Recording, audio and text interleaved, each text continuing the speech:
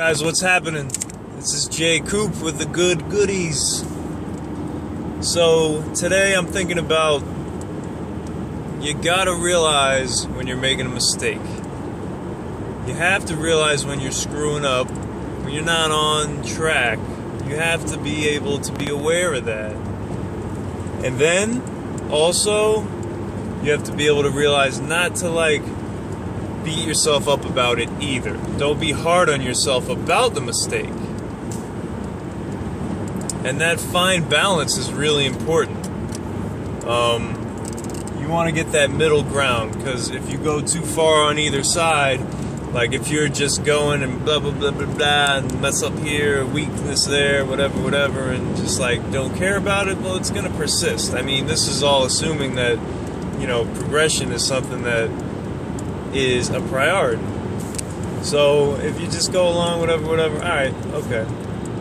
But then if you do realize and what's going on and say, oh, I messed up there, and why? What's wrong with me? And beat yourself up over it, that's not going to help, because if anything, it's going to make your mind less aware for next time. It's going to be like, oh, let me try to get away from that reprimanding, and go into that mode of trying to avoid the confrontation in the first place, which defeats the purpose. And you want to have self-esteem going. Obviously it's bad to beat yourself up too much about things, but to find that middle ground, that's so important, and it's so hard to do. It really is, because you have to be aware enough to realize what's up, but just see it, equanimously, observe it objectively, and say, oh, okay, there it is, there's the mistake. No biggie though, because once you realize it, it's like, okay, and now we're going to correct it, and it's a good thing, it's beautiful, it's so awesome, you can be happy about that, you don't have to be angry at yourself for it. It's like, if a child needs direction in some mistake, it's like, alright, let them know what happened, and then celebrate that opportunity to learn, then show love, I love you, this is why I'm correcting you here, and that'll just reinforce the new subject that was learned, because it's in a bed of love.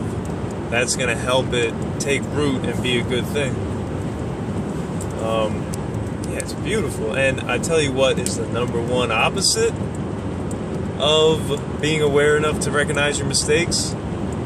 It totally goes against that and makes it not happen. Comfort.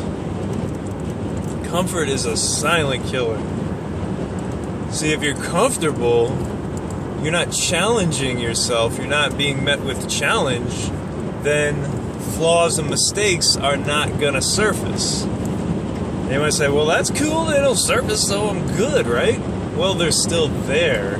And then when challenge does come out unexpectedly, how are you gonna act? What are you gonna do, You're not going to be ready for it. But if you can continuously be challenging yourself and putting yourself into positions where you fail, put yourself into an uncomfortable position where you end up failing, you're going to learn something, or you're going to have the opportunity to learn something. Because that's when the flaw or the mistake is going to come to the surface and be able to be realized. And then, again, step 2, be cool, just realize it, and don't be hard on yourself about it, and get yourself, a nice little solution for the situation. And this is ideal, this is, you want to get as close to that center as possible. That's ideal. Again, don't be too hard on yourself if you can, right? And guys, don't think I'm preaching about this stuff either, yeah, I've been doing this all the time, come on, get on board. You want to be great like me? No. I just figured this out today. This is a realization I just had. And I want to share it, because it's awesome. Imagine the potential in that. What can be applied now? Or how can this notion be applied to life? It's fantastic. And why not let everyone in on this nice find? I feel like an explorer sometimes. But yeah, where was it found? Yoga class.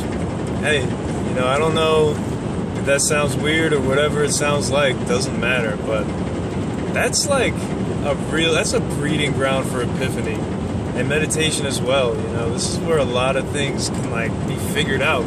And I had the realization while struggling, it's like a metaphor for life, yoga. It's like a little play where you play out life, and if you have a good teacher, he or she's going to challenge you, and you get to that point where it's like, oh, like I'm not able to do this, and then it's like, well, how do you react?